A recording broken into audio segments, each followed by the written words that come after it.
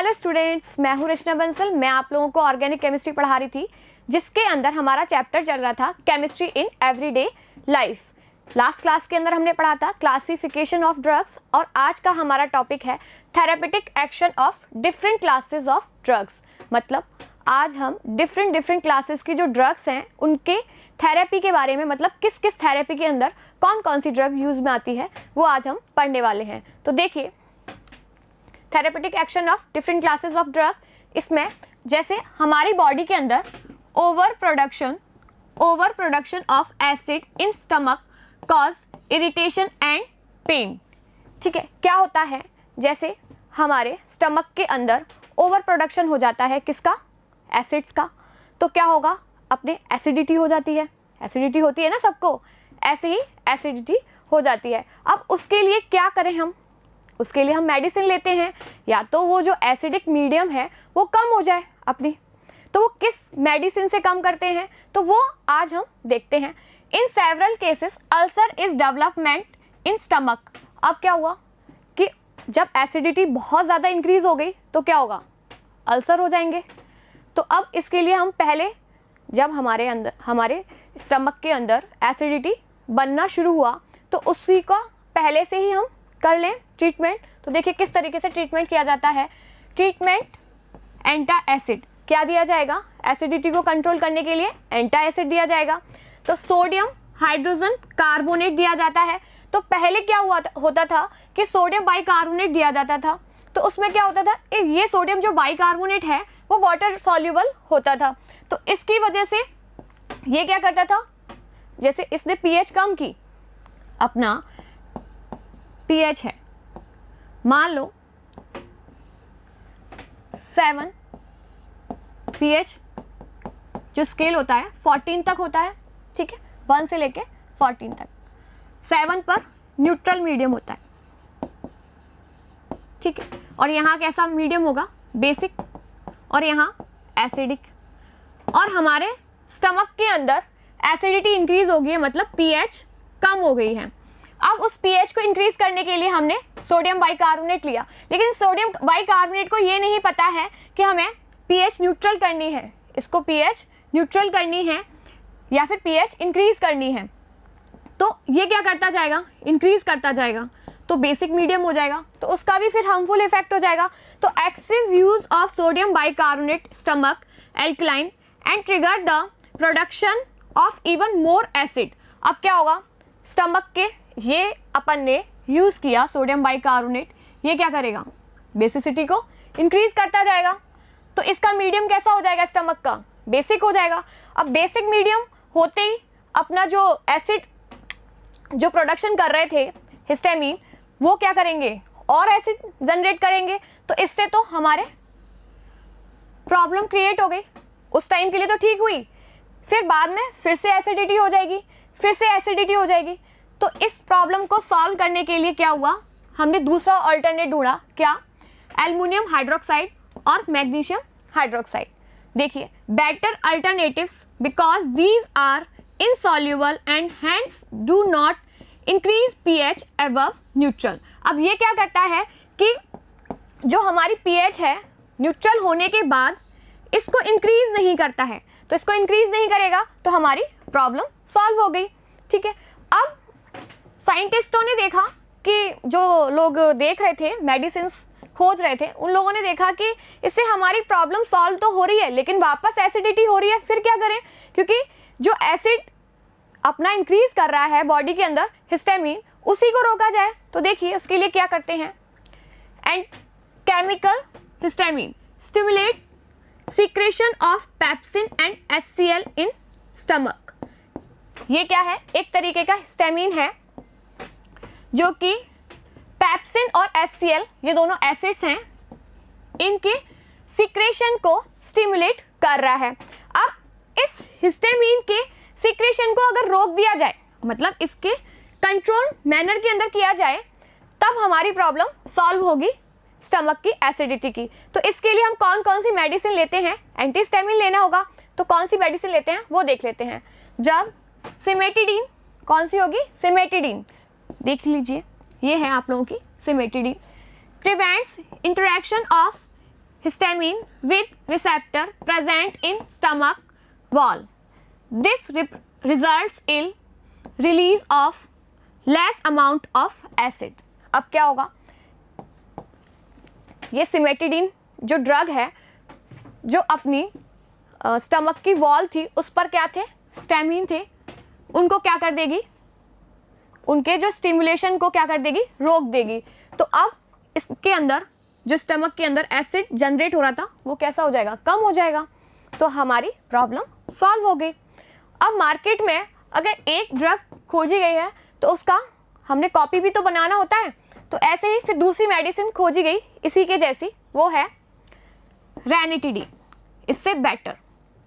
This was largest selling drug in world. ये सबसे ज़्यादा, जब तक ये रैनिटिडीन नहीं आई थी, सिमेटिडिन सबसे ज़्यादा मार्केट के अंदर अवेलेबल थी। लेकिन जैसे ही रैनिटिडीन आई उसके बाद हमारा इसका ड्रग केम रैनिटिडीन। उसके बाद हमारी रैनिटिडीन आई और रैनिटिडीन का सेल आउट इंक्रीज हो गया।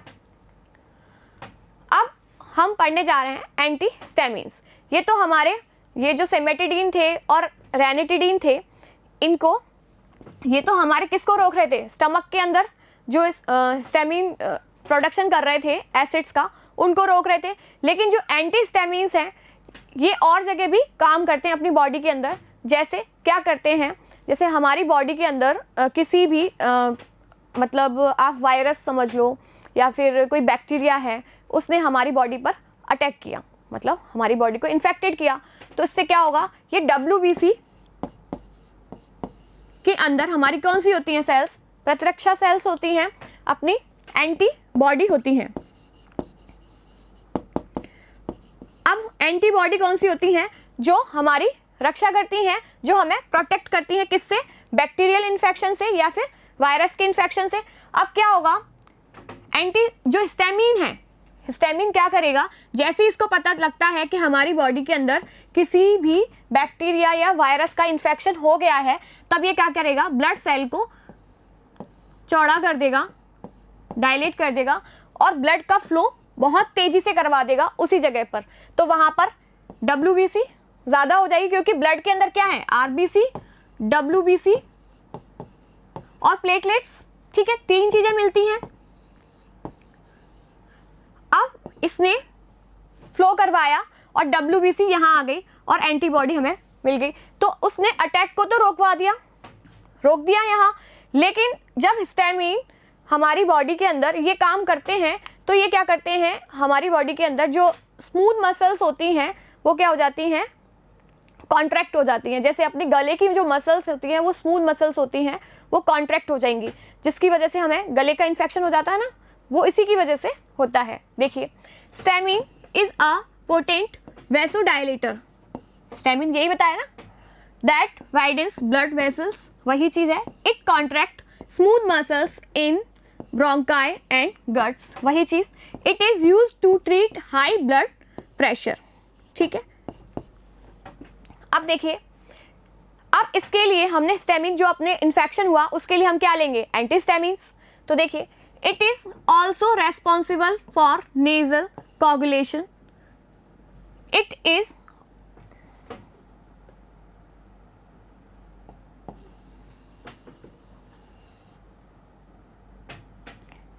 also responsible for nasal congestion associated with common cold and allergic response to pollen।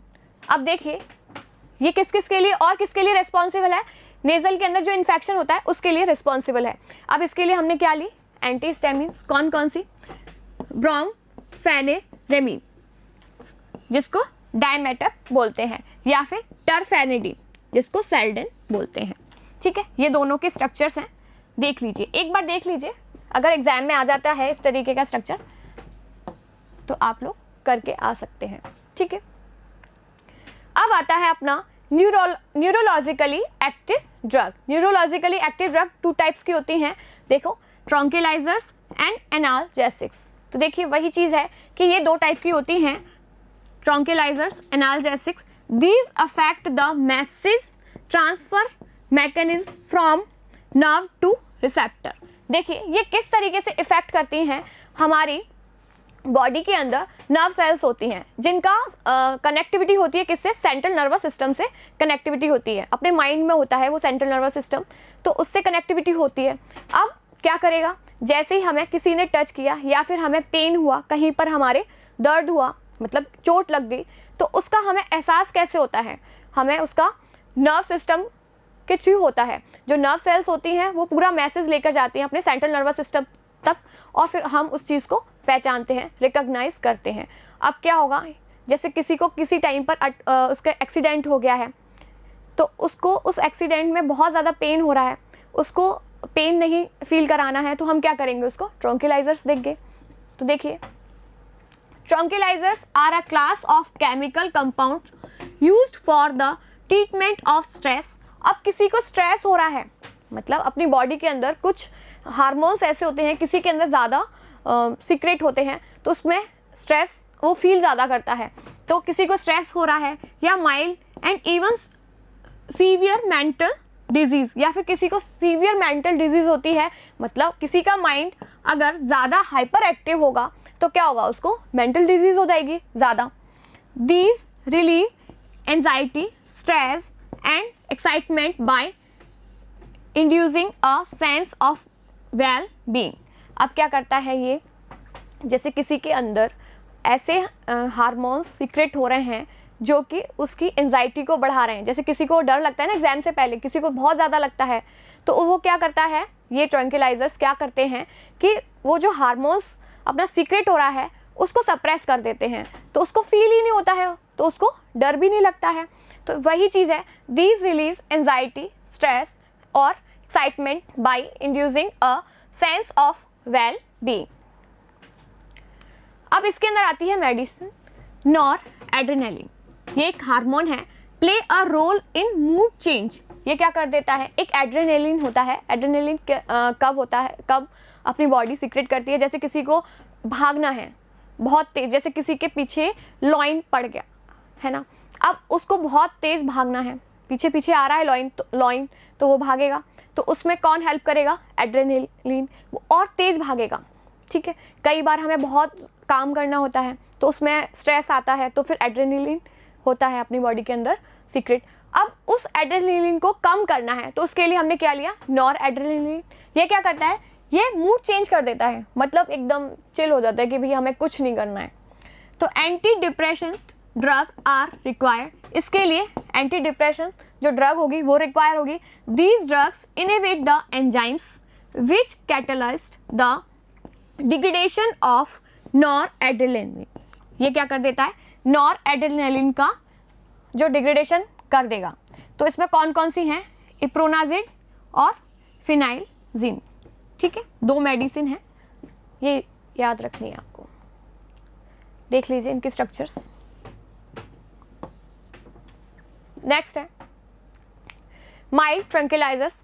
Mild ट्रंक्विलाइजर्स के अंदर हम 2 मेडिसिन यूज में लेते हैं, क्लोरो डाइएजेपॉक्साइड, दूसरा है मेप्रोबिमिट। इक्विनिल के अंदर use to control depression and hypertension.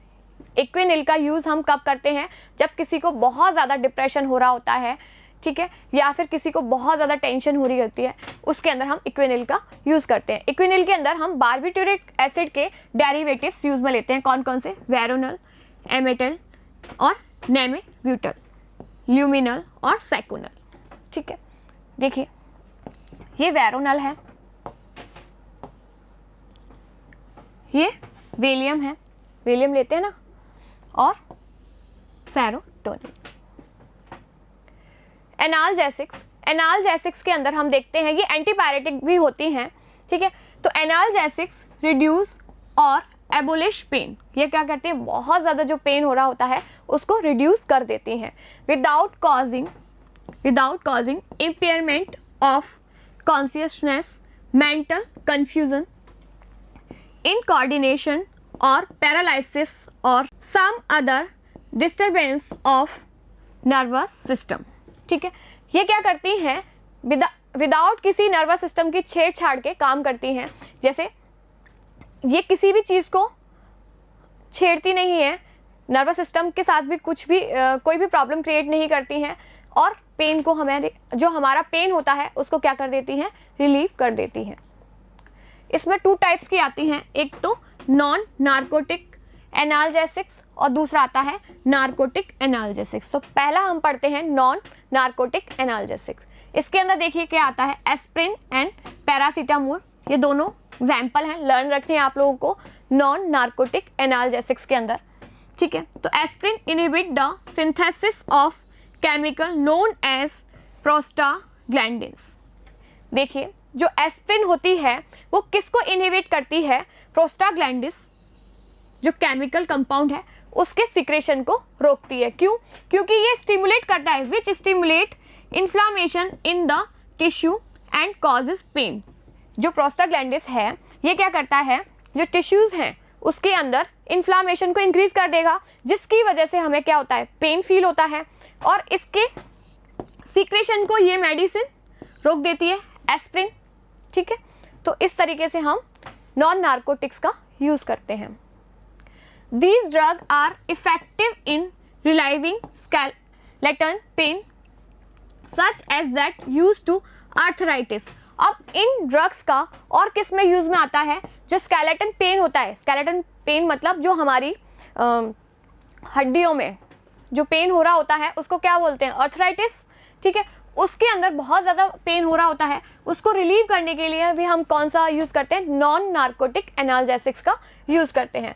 These drugs have many other effects such as reducing fever, और क्या करती हैं एनाल्जेसिक्स, जो अपने बॉडी का टेम्परेचर इंक्रीज हो जाता है, मतलब एंटीपायरेटिक ड्रग की तरह काम करती हैं, फीवर को कम करने के काम में आती हैं। Such as reducing fever, antipyretic and preventing platelets coagulation. और क्या करती हैं, इंपॉर्टेंट काम, जो प्लेटलेट्स होती है ना, मैंने WBC, RBC और प्लेटलेट्स बताई थी आप लोगों को अपने ब्लड के अंदर, तो प्लेटलेट्स के कोगुलेशन को भी रोक देती हैं, जो कि इनका बहुत इंपॉर्टेंट काम है।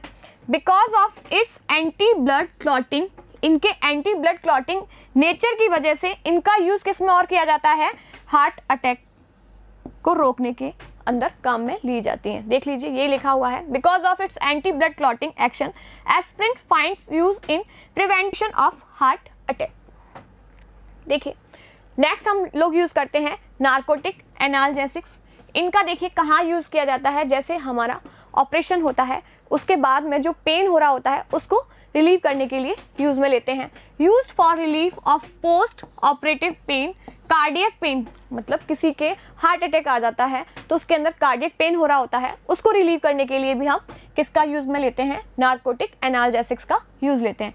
And pain of terminal cancer, जो सबसे ज़्यादा टर्मिनल कैंसर के अंदर बहुत ज़्यादा पेन हो रहा होता है उसको रिलीव करने के लिए हम नार्कोटिक्स का यूज़ करते हैं। और चाइल्ड बर्थ के अंदर बहुत ज़्यादा पेन हो रहा होता है ना, तब भी नार्कोटिक एनाल्जेसिक्स का यूज़ में लेते हैं। अब ये नार्कोटिक एनाल्जेसिक्स हैं क्या, ये हैं मॉर्फिन, हीरोइन एंड कोडीन, ये 3 हैं जो कि नार्कोटिक एनाल्जेसिक्स हैं। नेक्स्ट हम देखते हैं, देखिए मॉर्फिन, हीरोइन और कोडीन, ठीक है। Morphine is also called opiates. क्यों बोला जाता है इसको ओपिएट्स, क्योंकि ये ओपियम पॉपी से मिलता है।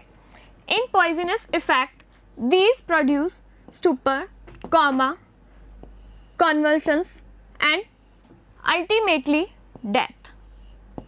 देखिए इनका पॉइजनस इफेक्ट बहुत ज़्यादा है, अगर इनका अनकंट्रोल मैनर के अंदर यूज़ किया जाएगा तो क्या होगा, स्टूपर हो जाएगा या फिर कॉमा की कंडीशन आ जाएगी या फिर डेथ भी हो सकती है। अब आता है आप लोगों का next anti microbial drug. Anti microbial drugs के अंदर हम देखते हैं drugs use to destroy and inhibit the pathogenic action of microbes. Microbes कौन कौन से होते हैं, देखिए fungi, virus and parasites, 3 microbes हैं। अब फंजाई को रोकने के लिए एंटी फंगल, वायरस को रोकने के लिए एंटीवायरल और पैरासाइट्स को रोकने के लिए एंटी पैरासाइटिक ड्रग्स। इन ड्रग्स का यूज़ में लेते हैं, या फिर बैक्टीरिया को रोकने के लिए एंटी बैक्टीरियल ड्रग यूज़ में लेते हैं। तो अब एंटी माइक्रोबियल में इसके अंदर हम देखते हैं या तो हम बैक्टीरिया को किल कर दें, ठीक है, या फिर हम बैक्टीरिया को रोक दें, इनहिबिट कर दें। तो देखिए इसमें डेस्ट्रॉय और इनहिबिट पैथोजेनिक एक्शन होता है। तो देखिए कौन कौन सी मेडिसिन यूज में लेते हैं हम, एंटीबायोटिक एंड एंटीसेप्टिक और disinfectant and anti microbial drugs are used.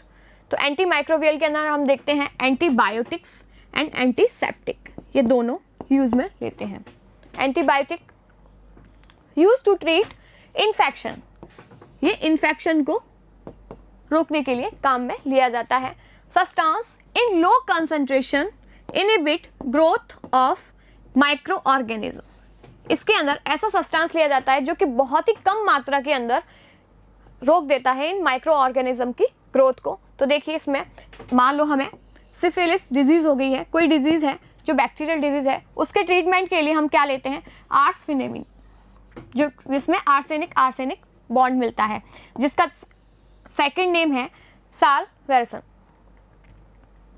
More effective antibacterial agent prontosil, जो सबसे ज़्यादा इफेक्टिव एंटीबैक्टीरियल एजेंट है वो है prontosil, was discovered who structure was similar to salvarsan, ठीक है। इफेक्टिव सल्फा ड्रग्स, जो सल्फा ड्रग्स हैं वो भी किस में काम आती हैं, एंटीबायोटिक ड्रग के अंदर काम में आती हैं।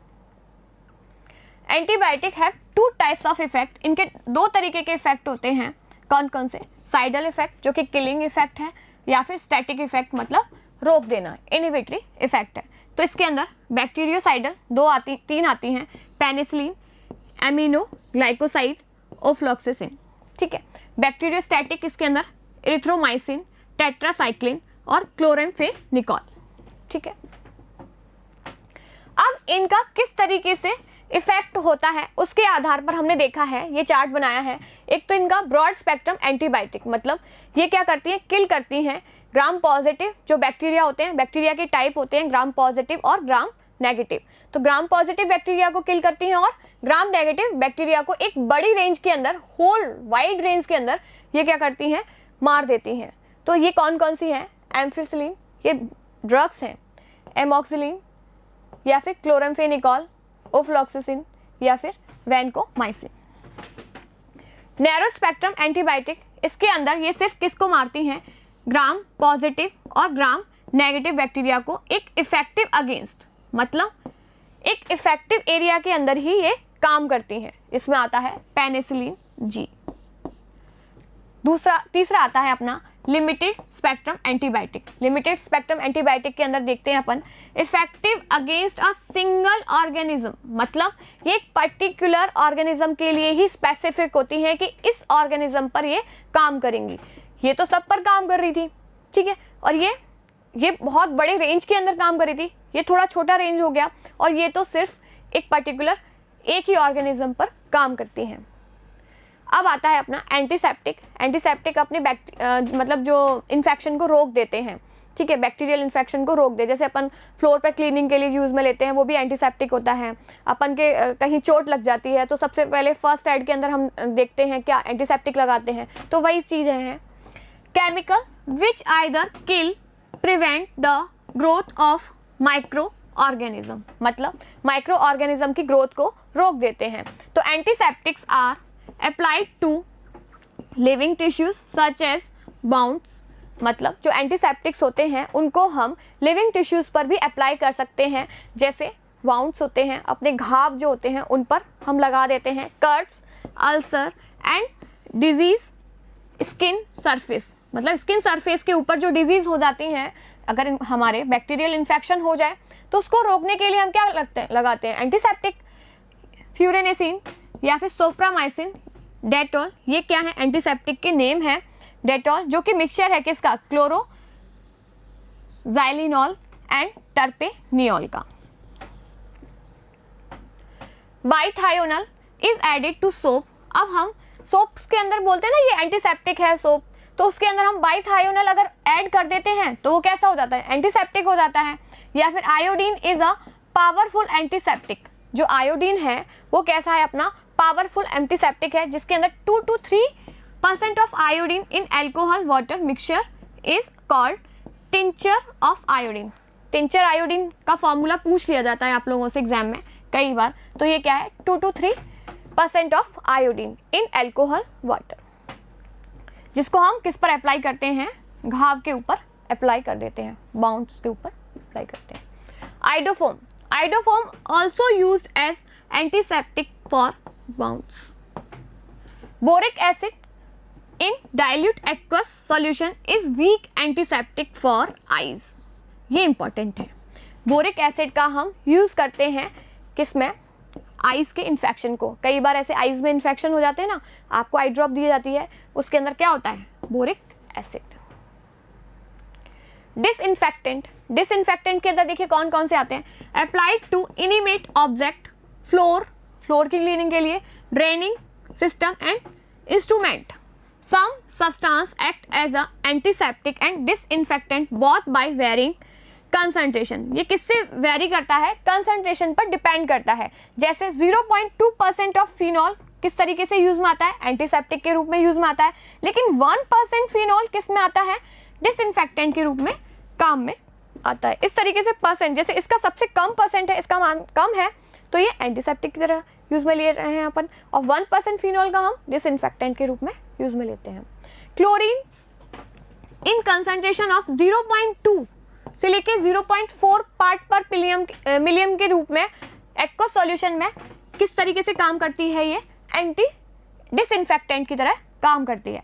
SO2 in very low concentration भी डिसइंफेक्टेंट की तरह काम करती है। अब आता है anti fertility drug. Anti fertility drug किस काम में आती है, बर्थ कंट्रोल के काम में आती हैं। जैसे अपनी पॉपुलेशन बहुत ज़्यादा इंक्रीज हो रही है, तो उसको कंट्रोल करने के लिए हम क्या करते हैं, क्या यूज में लेते हैं, एंटी फर्टिलिटी ड्रग्स। तो देखिए किस तरीके से यूज आती है। Birth control pills contain mixture of synthetic, किस किस का मिक्सचर होता है, ये याद रखना है, एस्ट्रोजन एंड प्रोजेस्टेरोन। क्यों होता है, तो देखिए जो प्रोजेस्टेरोन होता है वो क्या करता है, सप्रेस करता है ओव्यूलेशन को। जो प्रोजेस्टेरोन है वो ओव्यूलेशन को कम कर देगा। जब ओव्यूलेशन नहीं होगा तो फर्टिलिटी कम हो जाएगी ऑब्वियसली। तो इसके लिए हमने प्रोजेस्टेरोन के लिए हमने कौन सा लिया, नॉरएथिनिड्रोन, जो कि सिंथेटिक प्रोजेस्टेरोन है। ठीक है, तो बर्थ कंट्रोल के अंदर हम कौन सी मेडिसिन लेते हैं, नॉरएथिनिड्रोन, जो कि वाइडली यूज की जाती है एंटी फर्टिलिटी ड्रग के रूप में। और ये किसको रोकती है, ओव्यूलेशन को सप्रेस करती है। अब दूसरी आती है इथाइनिल। इथाइनिल के अंदर देखिए एस्ट्रोडायोल होता है, एस्ट्रोजन डेरिवेटिव है। ठीक है, इसका नाम क्या है, Novestrol. It is used in combination, अब ये इन दोनों का कॉम्बिनेशन के रूप में यूज में ली जाती है विथ प्रोजेस्टेरोन डेरिवेटिव। अब आ जाइए आप लोग इस चार्ट के ऊपर, पूरा जो हमने चैप्टर पढ़ा है उसका सार है ये। ठीक है, थेरेपेटिक एक्शन ऑफ ड्रग। सबसे पहले अपन ने एंटा एसिड पढ़ी। एंटा एसिड्स में अपन ने दो तरीके के देखा, एक तो सिमेटिडीन, जब ये मार्केट में बहुत ज़्यादा मिलने लगी, फिर उसके बाद दूसरी आई मेडिसिन रेनिटिडीन। ठीक है, एंटी हिस्टामिन्स इसी का ही, एंटी एसिड्स का हिस्टामिन था ब्रोमफेनेडिन और टरफेनेडिन। फिर हमने पढ़ा neurologically active drug. Neurologically active drug के अंदर हमने देखा ट्रॉन्किलाइजर्स और एनाल्जेसिक्स। ठीक है, ट्रॉन्किलाइजर्स में अपन ने देखे थे ये सारे, क्लोरोडाइजेपोक्साइड, इक्विनिल, वेरेनल, वेलियम, सेरोटोनिन। और एनाल्जेसिक्स के अंदर हमने 2 टाइप्स के पढ़े थे, एक तो नॉन नार्कोटिक और दूसरा नार्कोटिक। नॉन नार्कोटिक के अंदर हमने क्या पढ़ा था, नॉन नार्कोटिक के अंदर हमने क्या पढ़ा था, एस्प्रिन। और नार्कोटिक के अंदर हमने क्या पढ़ा था, मॉर्फिन, हीरोइन और कोडीन। अब फिर हम आए थे किस पर, एंटी माइक्रोबियस ड्रग्स के ऊपर। तो एंटी माइक्रोबियस ड्रग के अंदर हमने देखा था साल्वेरेसन, एंटीबायोटिक और एंटीसेप्टिक। एंटीबायोटिक के अंदर हमने इजोडाइन और प्रोंटोसिल पढ़ा था ना, प्रोंटोसिल। और एंटीसेप्टिक के अंदर हमने क्लोरोजाइलिनॉल और टर्पेनियोल बाईथायोनल। और एंटी फर्टिलिटी ड्रग के अंदर हमने 2 पढ़े थे, एक तो नॉरएथिनिड्रोन और दूसरा नोवेस्टेरोल। ठीक है, जो कि क्या था, किसका डेरिवेटिव था, ये वाला, जो कि प्रोजेस्टेरोन का डेरिवेटिव था। तो आज की क्लास के अंदर हमने देखा therapeutic action of drugs. Next class के अंदर हम देखेंगे केमिकल्स इन फूड। तो आज की क्लास हम यहीं तक रखते हैं। Thank you.